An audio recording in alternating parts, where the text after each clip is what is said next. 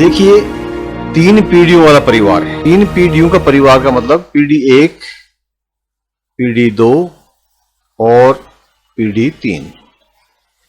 हम पढ़ते भी जाते हैं और साथ में हल भी करते जाते हैं ताकि हमारा टाइम बचे। देखिए, 8 सदस्य हैं एम से लेके टी तक, पिकनिक के लिए गए हैं। एम की शादी एन से होती है, जो एस का ससुर है, यानी एस शादीशुदा है, तो एस जो है हम कहां रखेंगे? ठीक है, एस को नीचे तो छोटे वाले बच्चे आएंगे, समझ लीजिए। बीच में जो है भाई बहन शादीशुदा जो लोग हैं बड़े वाले आएंगे। यहां पर जो है पहली पीढ़ी के दादा दादी वगैरह आएंगे। तो यहां पर क्या है, एस जो है इसको सेकंड में रखेंगे, क्योंकि कहा है कि एस का ससुर जो है वो एन है। ठीक है, एन एस का ससुर है, एन से होती है, और एम की शादी एन से होती है। ठीक है, एक है एम, ओके, एम की शादी एन से होती है, जो एस का ससुर है, यानी ये जो एन है ये एस का ससुर है, यानी ये क्या हुआ, ये मेल हुआ। और इसकी शादी किससे होती है? एम से होती है, तो एम क्या हुई? फीमेल हुई। क्यू के एक भतीजा, देखिए क्यू को हम कहां रखेंगे? क्यू को हम यहां रख देते हैं, और भतीजा कहां आएगा? नीचे आएगा। ठीक है, इसके नीचे जो है ये आएगा भतीजा। ठीक है, यहां आएगा, जो भी होगा आगे पता लगेगा। और ये क्या है? इसका क्या है? चाचा है, चाचा या चाची कुछ भी हो सकता है। एस का पति पी का भाई नहीं है, ये एस है ना, इसका पति पी का भाई नहीं है। एक बात तो पता चल गई कि ये लड़की है, फीमेल है, और ये शादीशुदा भी है। एस का पति जो है वो पी का भाई नहीं है, ठीक है, जो कि एन का पुत्र है।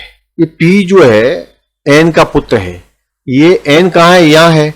इसका मतलब ये एन का पुत्र है, तो ये पी मान लीजिए आप जो है यहां रख दीजिए। ठीक है, क्योंकि ये हो गया पिता पुत्र हो गया।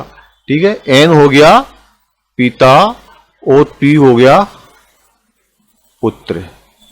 लेकिन ये जो है पुत्र यानी एम मेल हो गया। ये एस और पी ने एक दूसरे से शादी नहीं की है। एस और पी ने, ये दोनों पति पत्नी भी नहीं है और भाई बहन भी है। ये लड़की है, यानी ये भाई बहन भी नहीं है और पति पत्नी भी नहीं है दोनों। आर एम का एकमात्र पोता है। ठीक है, एक बंदा है आर, इसको हम कहां लाएंगे? पोता है ये, इसलिए इसको यहां लाएंगे। एम का ये पोता है। ठीक है, ये क्या है? पोता है किसका? ये क्या है? दादा हुआ, दादी है ये। ठीक है, ये दादी है ये, और ये पोता, इसका मतलब ये क्या हुआ? ये मेल है। ठीक है, पोती नहीं, ये पोता है। ठीक है, इसलिए ये क्या हुआ? ये मेल हो गया। केवल एक विवाहित जोड़े के पास बच्चा हो सकता है और हर विवाहित जोड़े के पास एक बच्चा है। ओ जो विवाहित है, एक ओ है, वो विवाहित है। ठीक है, उसको हम रख देते हैं यहां पर। ओ टी की मां नहीं है, इसका मतलब ये ओ है क्या? ये है तो फीमेल, लेकिन टी की मां नहीं है, तो किसकी मां है? किसी की भी हो, हमें क्या लेना देना है। क्यू और टी एक ही पीढ़ी में नहीं है, क्यू और टी एक ही पीढ़ी में नहीं है। ठीक है, इसका मतलब टी यहां नहीं आएगा, ओ तो टी कहां आएगा? यहां आएगा। पी और क्यू एक दूसरे से विवाहित नहीं है। कौन? पी और क्यू। ये जो पी है और क्यू, ये आपस में शादी इनकी नहीं है। इसका मतलब ये क्या है? ये भी फीमेल है, यानी ये चाची है। ये पी और क्यू एक दूसरे विवाहित नहीं है, तो फिर कौन हो गए विवाहित? ये मेल है और ये फीमेल है। ठीक है, तो ये कौन हो गया? पी पति हो गया और ये होगी पत्नी। ठीक है, ये फीमेल है, और क्योंकि ये चाचा है, भतीजा का चाचा है, ये इसका बाप नहीं है, ये भी लिखा है। ये इसकी मां नहीं है। कौन? ओ इसकी मां नहीं है। ठीक है, इसकी मां नहीं है, तो इसका मतलब ये जो है, ये क्यू जो है ये पी की पत्नी नहीं हो सकती। पी की पत्नी रह गई ओ। आगे क्या बोलते हैं?